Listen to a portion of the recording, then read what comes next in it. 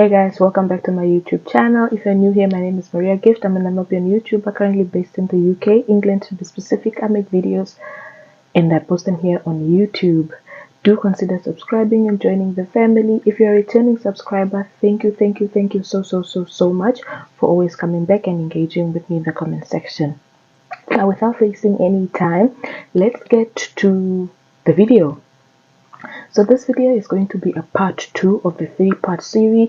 If you haven't watched the part 1, I'll put the link on my description or maybe somewhere up there about ways to move to the UK. I mentioned in that video that I'm going to mention 3 ways on how to migrate to the UK, and today we're talking about the part 2 of how to migrate to the UK.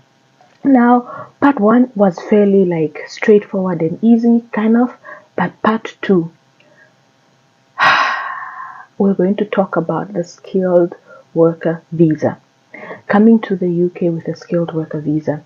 This I feel is like the most draining, guys. This is the most draining way to come to the UK, but totally worth it, honestly, because as a student, you don't really know what the future holds after your studies, but with a skilled worker visa is literally where you come to the UK to work. Now I'm going to divide this video according to different sections, so I will into different sections, and you are free to just skip to the different section and see what is beneficial to you, because it's going to be a fairly long one. Let's get into the video, shall we? Before we begin this video, I just want to put out a disclaimer that I am not an immigration worker. I'm not an immigration lawyer. The information in this video do not constitute legal advice, immigration advice. This is just based on personal research and personal experiences and must be taken in addition with other relevant information. If you need personalized advice on immigration, please do contact a professional that can help you. Let's get into the video, shall we? If you see me looking this way, just I've made some notes on my laptop, and that's what I'm just so I can give you guys accurate information. So that's where I'm going to be looking a few here and there. All right. So what is a skilled worker visa? A skilled worker visa is a visa where you come to the UK, whereby you come to the UK to do an eligible job that is provided by an eligible employer or an eligible sponsor. A UK has what is called a visa sponsoring employers. So not every company in the UK is allowed to hire foreigners or foreign nationals. So there's a long list on, again in this video guys, gov.uk has all this information. On the gov.uk there is a list of all the companies and all the organizations that offer visa sponsorship. So before you even go to applying for jobs in the UK, make sure that the company that you're applying this job to is allowed to sponsor foreign employees, because you don't want to waste your time. So that's the first thing you need to do. The second thing is, there are jobs in the UK that are on a shortage occupation list. These are now jobs that are in demand in the UK and they really need to be filled. So most of the time you have a higher chance of getting a job if your job is on this list. Again, this list of shortage occupation jobs are on the gov.uk website, so you might want to check that out.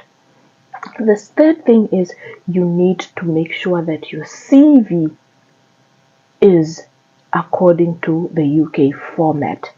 This one you can get it on Google, guys. You just Google CV format for UK, and I think also different fields have different CV templates. So if, for example, if I'm in education, I would say UK format for an education job, UK format CV education, UK format CV engineering, UK format CV health, like that, so that you can adjust your CV accordingly. There's also so many YouTube videos on how the CV for the UK needs to look like. And again, this is not a one size fits all, because when you're applying for these jobs, you need to make sure your CV is specific to the specific job. Let's say you are in education and you're applying for a job as a lecturer. The CV you are using to apply for example, a lecturer, and the CV you are using to apply for a teacher, they will not be the same. So you need to, what type of lecturer, is it a senior lecturer, junior lecturer, all these things, you need to, your CV needs to fit in the job that you are applying. Now you have your CV in place, you know the jobs that are in demand, and you also know the companies that sponsor. However, just because your job is not in demand doesn't mean you shouldn't apply. If a company, for example, most, I want to say all, but let me say most universities in the UK are licensed sponsors and they are allowed. It's like, think about it, it's like UNAM. UNAM hires so many foreign lecturers or foreign employees. So it's in the same in the UK as well. Lecturing jobs aren't really on the shortage occupation list, but if you want to be a lecturer in the UK, you can, because most universities do qualify to sponsor foreign nationals. Some colleges also qualify, and most charity organizations also qualify. A lot of hospitals qualify. So you need to look at it this way. A lot of like public organizations qualify to sponsor the foreign nationals, but private companies are a bit tricky. So that's where the shortage, the companies list for which ones qualify is very important when you're applying for this visa. All right, so now you have your CV in place, you know which companies are sponsoring, and you also know which job is on the shortage occupation list. So the next thing that you need to do is to make sure that you have the right documents. You need to make sure you have the right documents. So again, gov.uk would help you to see what qualifications you need to apply for specific jobs. And the first document that you need is an English test. Now, for if you're applying from Namibia, I feel like there are two ways that you can do this. Number one, when you're proving your English, you can write what is called the English IELTS, which is the IELTS exam. IELTS exam, there are now different types of IELTS exam. There's IELTS UK VI. This is IELTS that is approved by the United Kingdom Visa and Immigration, that's UK VI. And then there's also just IELTS. And this IELTS UK VI is currently only written in Cape Town. There, it's not written in Namibia. So you need to either go and write UK VI IELTS in Cape Town, and this document or this test is only valid for 2 years. So if you decide to go and write IELTS UK VI, you need to make sure that within the 2 years you must have gotten a job, because you are going to have to redo the IELTS again after every 2 years. So you can do that. I think currently it's about 6,000, 5,000, 6,000. I'm not sure. The information about IELTS will be on the British Council. It will not be on gov.uk. It will be on the British Council website. So you can check information about IELTS. Right? So if you have a qualification from any other institution all over the world, which is a bachelor's, a master's, or PhD from any other institution in the world, you qualify to apply for what is called an ACTRS certificate. An ACTRS certificate is a certificate that you get. You apply through this website, you submit your qualification, and then they will tell you the level of English that was used to obtain this qualification and the UK equivalent for this qualification. Some people also use ACTRS because ACTRS is cheaper than IELTS, and ACTRS does not expire. So mostly IELTS is for people that maybe you just have a diploma, right? You just have a diploma and you're applying for jobs in the UK. But with ACTRS is you already have a qualification, and that qualification was done in English. Why do you need to do an English test again? So you can apply for ACTRS. It's also very cheaper. I think it ranges between 50 to 150 or 250. It's between 59 to 250 pounds. So you need to decide now on that ACTRS website. You need to decide which of the ACTRS certificates do you want. And for you to submit an ACTRS evaluation, you need, of course, your transcript, you need your degree, and you also need a letter from your university where you completed that degree that says that that qualification was done in English. And then you submit that through ACTRS, and then ACTRS will do an evaluation, and they will tell you that yes, this qualification is recognized and it was done in English, and the UK equivalent for this qualification is this. and you can use that to also apply for jobs. When you have this, you have your qualifications, you have your ACTES or your IELTS, you now start applying for jobs. There are ways that you can apply for jobs in the UK. You can either apply directly to the employer, or you can use a recruitment agency. There are quite several recruitment agencies that people use to get jobs in the UK. A recruitment agency is just a company that advertises these jobs on behalf of these companies, and then so you will apply to this recruitment agency and they will place you. If, for example, you send your CV to this recruitment agency, and they will give you the available jobs from different companies that they work with, right? So let's say you are a teacher and you're applying for a teaching job.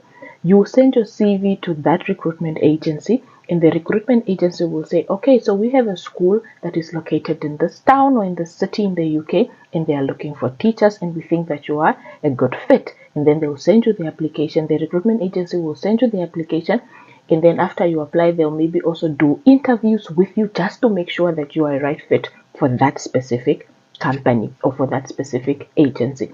Now, the agencies are different depending on your field, right? I think some that are really, I know of people that have used what is called Adecco. I think Adecco is one. There's Hayes or Hayes is also one. There's Pearl International. There's Impelum. There is what's the other? AirSwift. So basically, just Google recruitment agencies in the UK for foreign employees, and they'll give you a list. And then what you do, you just go to that recruitment agency's website and you check the fields that that company does. And you reach out to the agency, and the agency will tell you if they have jobs. They will tell you, please send us your CV. If they don't, again, they will tell you they do not either do it in that field or they do not have clients at the moment. So it's guys, you will not get anywhere if you do not speak. The worst thing that this agency can say is no, and no has never killed anybody. So take a shot and just do it. If you are scared, do it scared anyways. So after you reach out to the agency, then you and the agency will take it from there.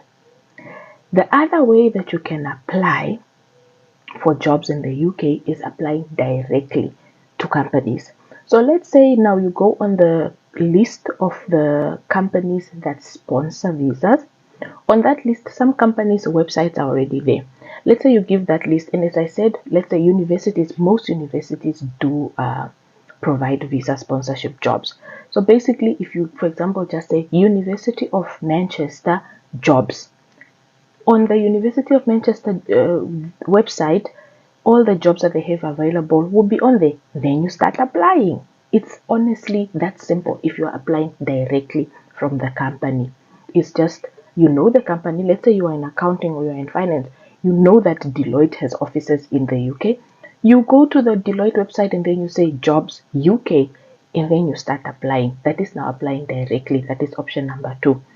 Option number 1, recruitment agency. Option number 2, directly going to that company's website. And then option 3 is where you now use job applications or job apps. There are a lot of job apps that you can use to find jobs in the UK. Indeed, I think it's the most popular one. Glassdoor is also popular. Total Jobs is also popular. I think there's also one called Read. I think Read Jobs. So it's Indeed, it's Glassdoor, it's Total Jobs, it's Read. And then some people apparently find jobs on LinkedIn. I have personally never ever seen anybody or heard anybody say they found their job on LinkedIn, but you can be one of those, so you can try LinkedIn as well. But how you search for those jobs is very important, because just because a company sponsors visa doesn't mean that they're sponsoring a visa for that specific job that they have. So for example, let's say you are using Indeed. On Indeed, you need to select the country where you want to go, right? Let's say you want to go to the UK. I think the UK is so vague. Do you get what I mean? The UK is so vague. Say England, Wales, Scotland, Northern Ireland. Be specific, right? So if you put the country England. And then in the job, don't just say teacher. Don't just say engineer. Say engineer visa sponsorship, because maybe there's an engineering job that is available in that company, but this job does not qualify for visa sponsorship. This process is very, very draining. It needs a lot of commitment. So and it gets really, really, really tiring and depressing, because there are some companies that will just be, dismissing you immediately. So what you need to do is, when you apply for these jobs, give yourself time and say, okay, so I'm applying for a minimum or a maximum of 6 jobs a week. So this means that you have one job every day. You're applying for a job every day. You might be lucky, you get a call for interview, invitation for interview on your first job. Or then you have those people that will get invitation for interview after maybe 10 or 20 or even 100 jobs later. You have applied for 100 jobs, and your 101 is where you are called to the interview. But then your interview doesn't even become successful. So you need to also be mentally prepared for all these rejections that you're going to have. Don't let these rejections deter you from your purpose. What my advice is also, when you get these rejections from these companies and they give you an option to get feedback, because they will usually say you have not been moved to the next stage of the application. If you would like feedback, let us know. Always say yes, so that you know that these are the mistakes I made, and this is how I rectify them in my next application. Because sometimes you are not rejected because you don't qualify. You are maybe just rejected because there's somebody better than you. So how do you now become better yourself? Give yourself a time frame so that you don't just keep going into this hole of depression where you get a rejection and you just keep applying, doing the same thing over and over and over again, expecting a different result. And the application process, I feel, is the most draining. It takes so long. People apply for years. That's why I never encourage people to apply to have their, for example, TB test, or to have their police clearance already when you are just applying, because you don't know how long you are going to apply for this before you get a job. And for example, the TB test only lasts for 6 months. What if you apply, 6 months are up, your TB test is expiring and you have not used it? Rather wait on this TB test and police only if you have gotten the job and your employer said, please send us your TB test, and then you will say, I am going to do my TB test. Because if the employer has given you a job, they will wait for you to meet the requirements. You don't need to already have a TB test when you apply for a job. You don't need to have a police clearance, and it's not all jobs that even ask for a police clearance. So why do you need to already have it? Yes, it's okay for you if you already have it, if you know that it's needed in your field. Let's say if you are in health or you are in education, you do need a police clearance, but you don't need it as you're applying for the job, because after you get the job, the employer will allow you time to get those documents in place. Okay, so now you have been applying for jobs and you have gotten a job. What do you do now? After you do get the job, after you've gone through the whole interview phase, you've submitted and everything, you've gotten the job. They send you an email, yes, we are happy to give you this job. They will send you what is called an offer letter. Your employer will send you what is called an offer letter. Please read your offer letter very carefully. The offer letter will have what is your job title, what are your working hours, what times and what days are you going to be working, what is your salary, what are your benefits, what is your role, what are your roles, duties and responsibilities on this role, and what is your occupation code. The UK has what is called, every occupation has an occupation code, and that code is very, very important, and I'll talk about the code later.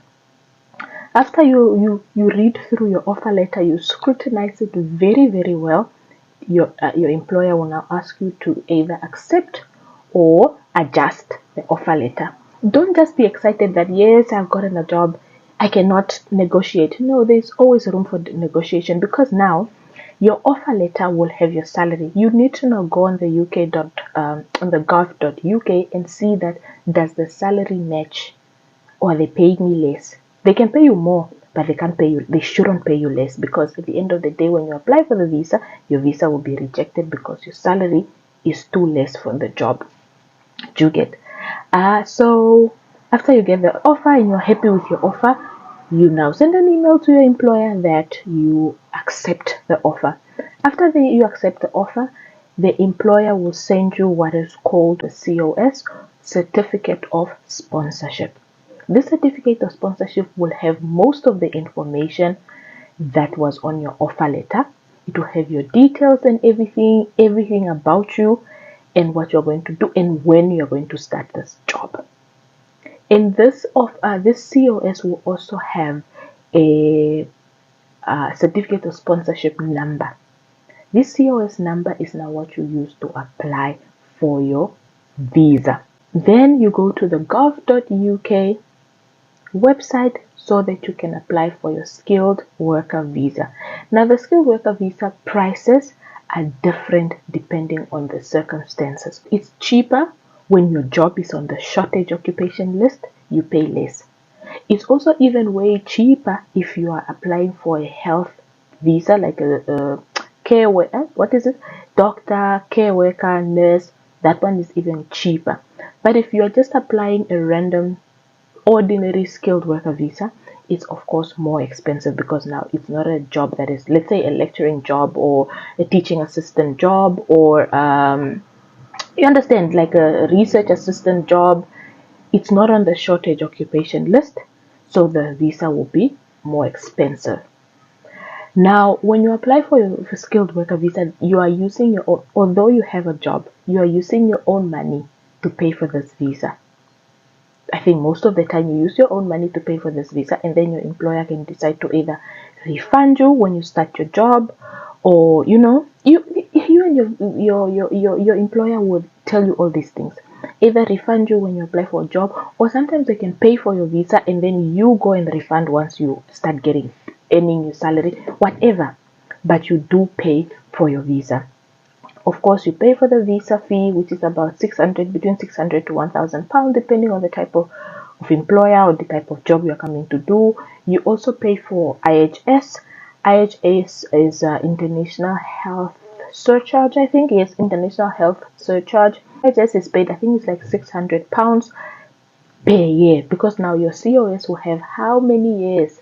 Is it 3 years or is it 5 years? How many years is your visa going to be? If it's 5 years, it will be 600, I think 625 multiplied by 3, because it's for every year.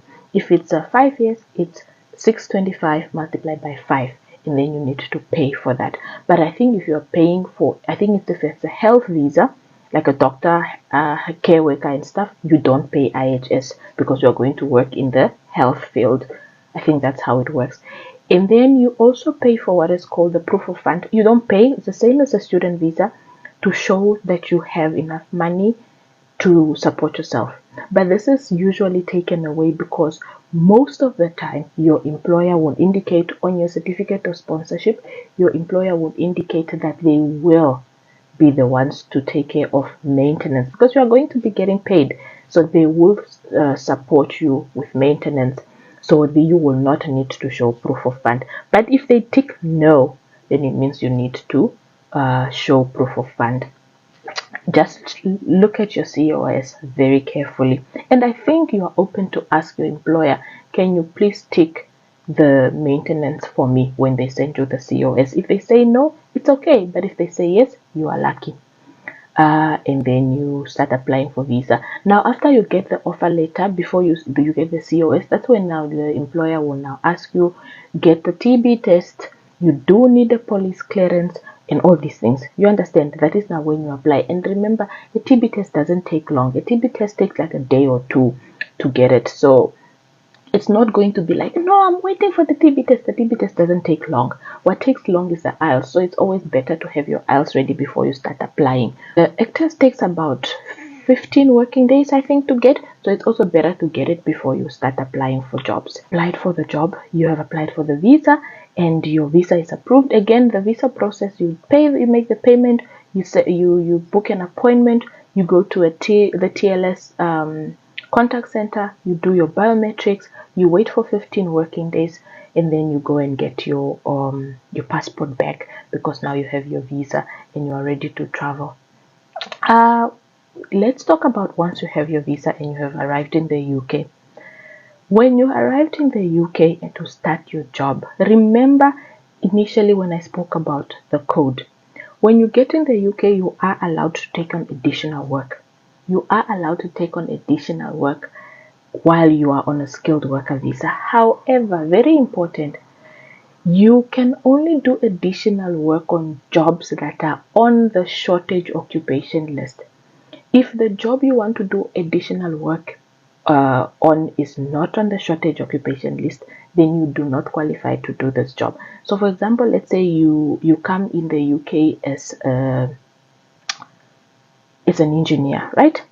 You come in the UK as an engineer, but then you also have a qualification in I don't know, in plumbing. You also have a qualification in plumbing. You maybe you went to, let's say you went to VTC first, you did plumbing, and then later you went to NAST, and then you did engineering. Now you have two qualifications, and then you get a job in the UK as an engineer, but then on the side you want to do plumbing. You don't qualify because plumbing is not on the shortage occupation list. Do you understand? So you don't qualify to do plumbing, in as much as you do have a qualification for plumbing. So you need to be very careful. Additional work can only be work that is on the shortage occupation list. Now, if you come in the UK and you have a job, let's say like a lecturer is not a job that is on the shortage occupation list, but you can come in the UK as a lecturer. If you come in the UK as a lecturer and you want to do additional work, your code, your occupation code that was on that offer letter, you can only do additional work of a lecturer on that same code. Let's say the code for lecturing is 2412, right? You can only do additional work on a code that is 2412, or additional work on any of the jobs on the shortage of occupation list. You cannot now all of a sudden, yes, because in your country you were an event planner or a makeup artist. Let's look at that.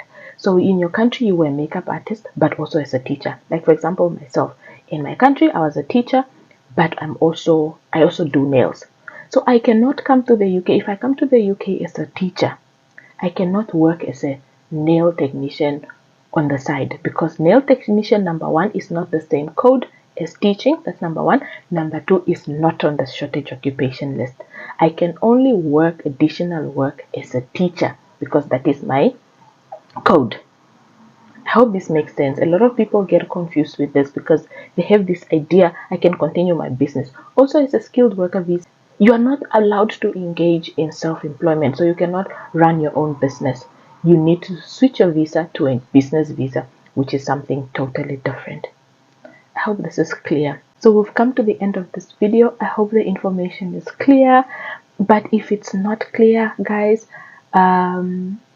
gov.uk is your friend, Google is your friend, and you can start applying for jobs and move to the UK, guys. The process might take different times for different people. You might find you apply today, you get a job tomorrow. You might find you'll be applying for a year or years without getting a job, but one day, out of 1,000 no's, you only need 1 yes, and that will be your breakthrough. Have faith, be consistent, learn. Don't just be doing the same thing over and over again, expecting a different result. Change it up, get the reviews, do your research, how to apply for jobs, get examples from Google, watch as many YouTube videos as you can so you can learn a thing or two, and just don't give up. If it is your dream, don't give up. All right. This is the end of this video. If you're watching till this far, thank you so much. If you have not subscribed yet, please do make it a point to subscribe so that you can join the family. Engage with me in the comment section, ask me questions, and I will seek help where I can. But if I cannot help, I will point you to the direction that you can get assistance, which is most probably www.gov.uk. See you guys in my next video. Bye.